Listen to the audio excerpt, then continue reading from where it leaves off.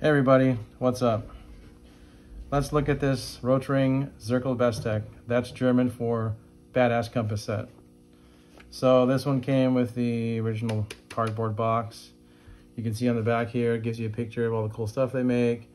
So the various compasses and technical pins and rulers, etc., etc. Let's open this up out of the case. And you have the classic dark brown, 70s dark brown plastic case. And in case you don't know which way this goes, there's a little arrow on there to tell you it goes this way to open it up. And so there we have it. It's a very cool compass.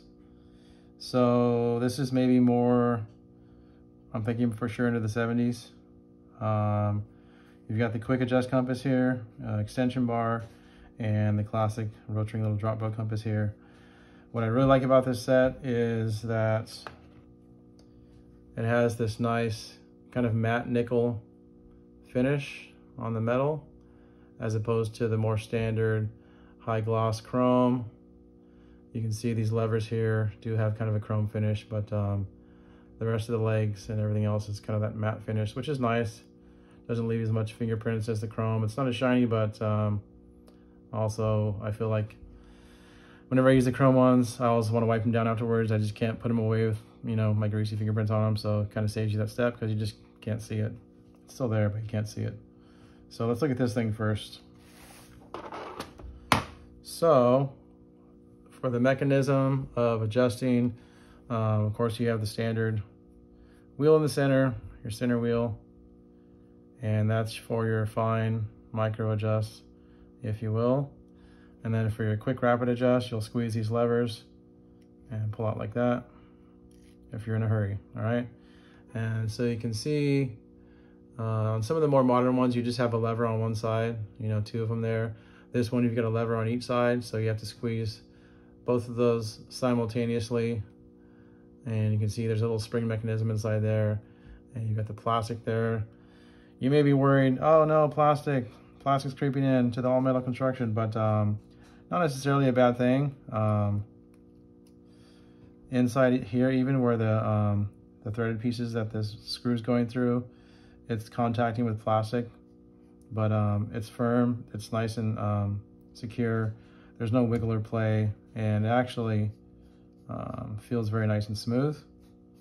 And again, you're not going to be putting this thing, you know, using it for building a building. You're just making lines on a piece of paper, so it's not going to have that much force on it. If you take care of it and handle it well, it should hold up just fine. Regarding plastic, you see this little jacket here. I'll show you. This comes off, and it's just kind of a decorative jacket. Underneath, it's all metal. Inside here, it's a gear head, so you have gears that kind of mesh like that as it turns. You can't really see in there really, I don't think, but so that's nice. That's all metal in there. Let's put that back on.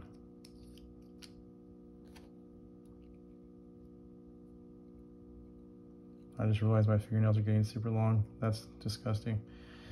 So you also have the classic mechanical pencil, 0.5 millimeters in here with this nice swivel. It's nice and firm. You can set it where you want and it stays in place. And if it happens to get a little bit loose, you can simply adjust with these flathead screws here, all right? And this also has a joint over on this side, on the needle side. And this piece, of course, removes for the extension bar, but let's just see how this thing feels and works. You gotta be careful if you squeeze these and go out too fast.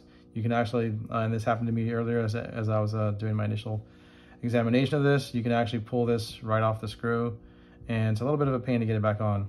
You have to swivel this thing so it can go in. Not the end of the world, but a little bit of a pain. And this has the nice shoulder needle there, and it's nice and sharp. That's how you test. You don't test on your, there, you test right there. Ooh. So it has a nice feel to it. It's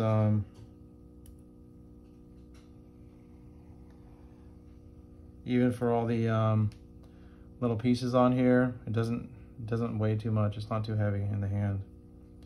So that feels good. And if we go out a little bit bigger, we'll kind of see what the max range is. I found that when you go to adjust these, even on the modern ones, sometimes when you squeeze them and pull them out or go in, the threads in here, since it's kind of like a half shell of the threads going on like that, they don't always bite right away. Sometimes when you do the first little screw, you'll kind of feel them pop in. You want to make sure they're in place before you get too far. So let's max this thing out a little bit without the extension bar. Of course, we have that nice swivel there, and we can swivel this. We're not worried about getting it perfect, just close. And there's a nice big circle right there. I'm gonna guess that's like 4 inches or something. Oh, pretty close. So now let's look at the extension bar. This one's kind of cool. Instead of being 90 degrees, it has that little bend in there. And this mechanism is very cool. I like all the kind of like jimping on there, all the little knurling on there. It's nice. It's kind of fat and beefy. And it has a nice shoulder needle as well. It has this nice fat kind of thumb screw there. And so we'll push this out to the end to get the max range. Cinch that down, doesn't move. Make sure the needle's tight. And you will, of course, remove the leg, the needle. Pop this puppy in. And get it all the way up in there. And cinch down. And that looks pretty good right there. So again, ideally you want to have your needle and your lead fairly perpendicular to the paper. If they're like that, or like that, it doesn't work out so good. So of course with this style, instead of having the compass here and the extension out to the lead, you have the compass extended out from the needle. So the compass is going around this large arc as you use it. But you'll find it's actually kind of nice to use that way. So you can kind of just do 2 hands here like that. That makes a nice big arc. You could use, of course, the top like this as well and kind of gently drag it along at an angle. Gives you a nice arc, and that gives you a pretty large radius. We'll measure it just so we know. It's about 9.5, 9.5/8 in metric world, which I hate to admit is superior to imperial, I think is what they call it. That's about 24 centimeters. So there's that. I'll disassemble this real quick, and then we'll grab the drop bow compass.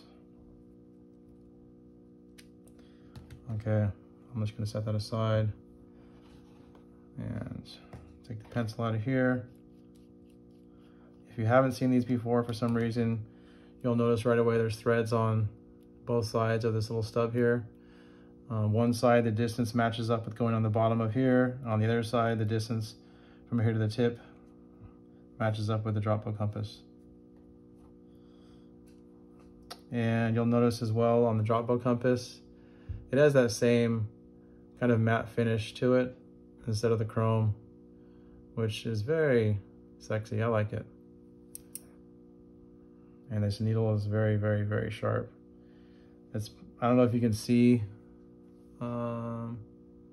there, but it actually like kind of goes out to a point and then has a final very, very, very fine point at the end. So I always like to handle these very carefully. If you were to drop this one time on a hard surface, it would potentially bend or break or dull that very, very fine tip. So I'm always very careful with these. Just a warning to the wise. This screws in like so. And you'll find with these that you don't have a large range.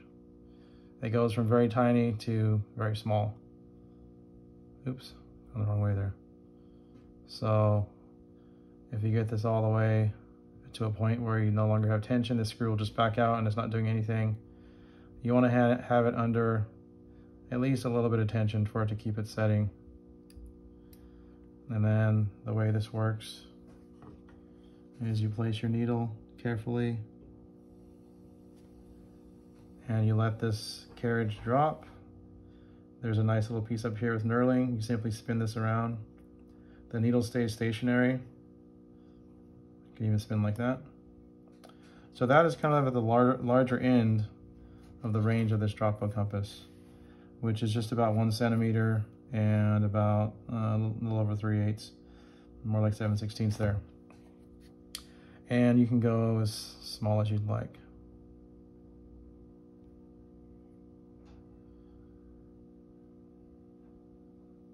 Some people like doing very, very small constructions.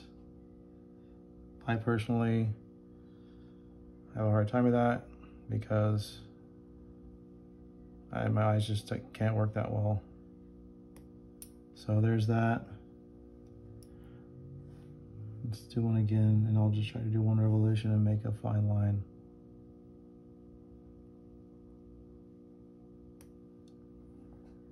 And you could go even smaller, but that's obviously very, very tiny. 3 millimeters or something like that diameter. So we have a lovely set with the large, quick, rapid adjust compass, the extension bar, which gives you out a large range. Your compass by itself gives you a medium range, and then your drop bow compass gives you a tiny range. Let me show you one last thing, which I have highlighted in the past with similar sets, is you might think that you need another compass in between this compass and the drop bow. Many old-fashioned vintage sets will have a large compass, small compass, and then the drop bow. With this style though, however, since you can angle this pencil in like that, you can get into the range of, you can have some overlap from how small this can go and how large the drop bow can go.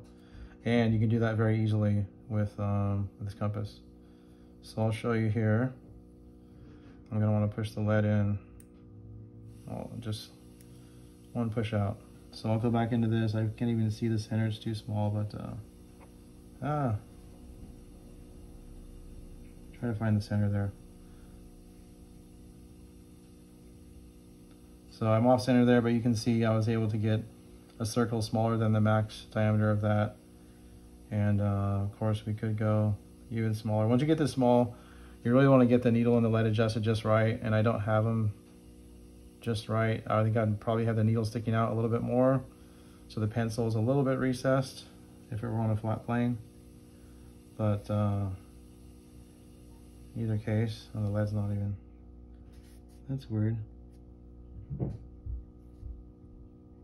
The lead's like, oh, I think the lead is at the end where it's broken.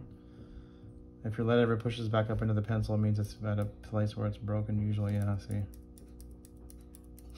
Let me find a new piece here. Sorry, it's just bad form here. There we go. There's a nice dark little circle. So you can see this takes you down to very small. The drop bow takes you from small to very tiny. And let's see one last thing, what we have in the spares tube with this set.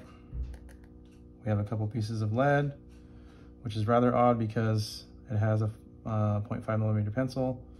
And we have this, I haven't seen this before. It's just a double-sided plain type needle. Interesting. These things all surprise me because they're always different. So there you have it. There's my review of this Rotring Zirkelbesteck. Don't forget, it means badass compass set. And thanks for watching. Hope you enjoy.